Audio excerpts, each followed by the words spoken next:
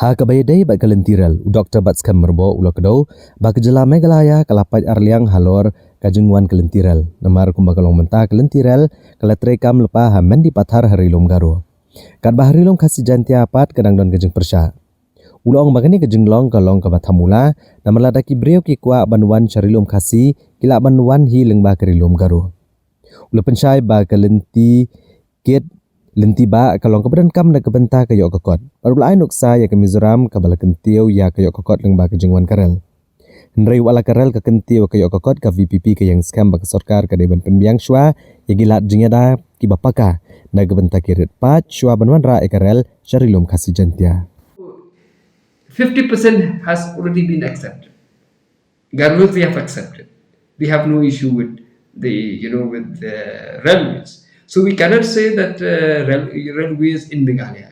We have to be specific railways in Khasi and Hills.